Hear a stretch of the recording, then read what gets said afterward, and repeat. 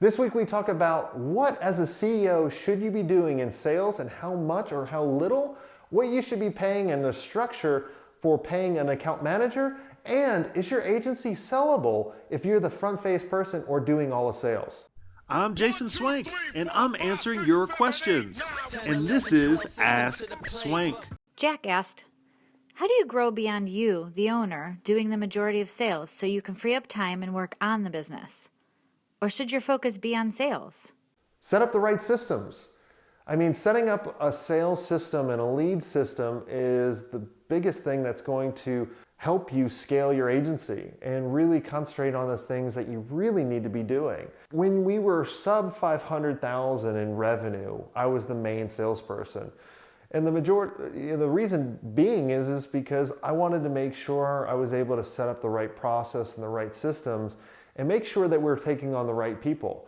You know, a lot of times people bring in people that were really good at sales from other different industries, whether it be pharma or a SaaS product, and they fail miserably at the agency because selling agency services is a struggle.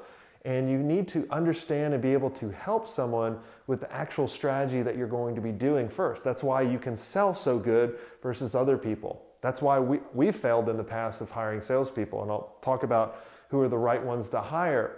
But my job as a CEO, after we got over the 500,000 mark, was to assist sales and add color. So as a lead would come in, our account manager or sales rep would get on the phone with them and qualify them. Remember, NBAT, need, budget, authority, and timing. So we would qualify them in order to kind of move them from stage 1 to stage 2. And then we would also go through and say, hey, what's your biggest issue that you're having? So they know what to focus on. We know what to focus on rather than focusing on everything, right? And then we would go, all right, what's the impact that it's having on their business, where the client's actually telling you, so we can start positioning to sell on value. And then how important is it to them, right? Because if you're talking to a really big company, we're about to solve a $100,000 issue, that may not be that big of an issue. We need to try to figure out what's the next biggest issue on top of that so we can really set ourselves up for success. Where I would come in is after they got to about a stage 2.5 to a 3, we would start positioning myself to come in there. So if we were going in for a pitch, I wouldn't run the meeting. The account manager would run the whole meeting, and then I would add color. My job was to make my team look like rock stars, because this will actually position them for success and also position you for success, so you don't have to be fielding all these questions from the clients coming in all the time, because you're making them the rock star. And so that's what we would do. I mean, we did that with LegalZoom and Hitachi and all these major deals. I would just be the figurehead. I would just be the face that kind of put all these really cool people together. And I would just say, you don't want me managing your project. My attention to detail is horrible.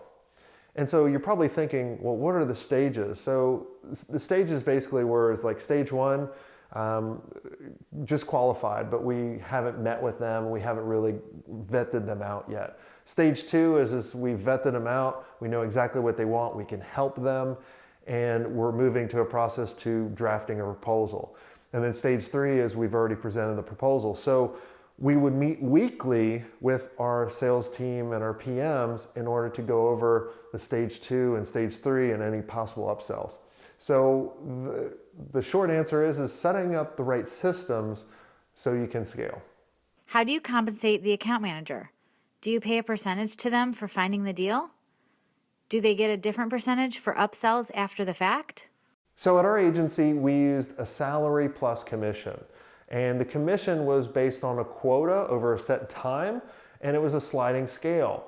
So as they, let's say for example, let's say they had $1 million quota over the year, we would basically say 250,000 and under is 5%.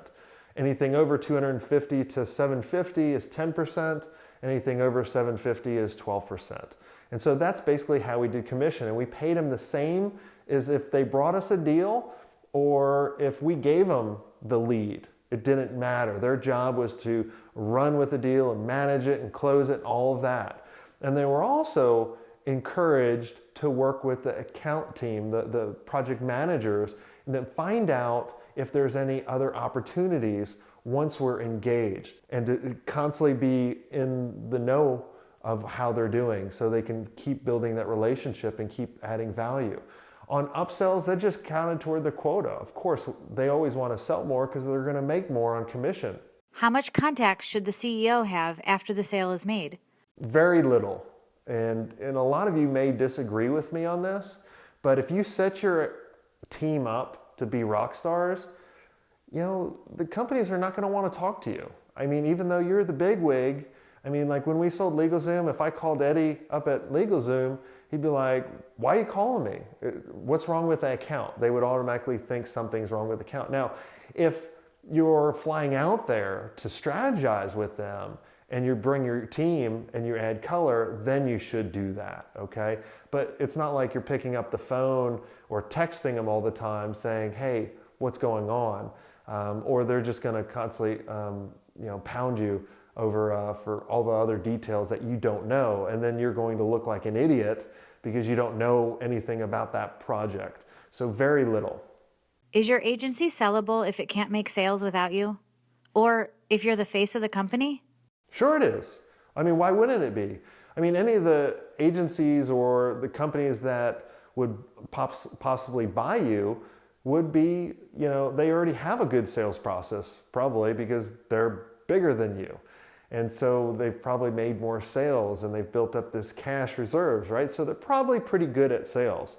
So even if it's totally reliant on you, they can just plug and play. I mean, that's why they buy other agencies and other businesses, because they're not just looking at it just to add revenue. They're looking at it as like 2 + 2 = 10, right? And they're looking for that multiplier effect.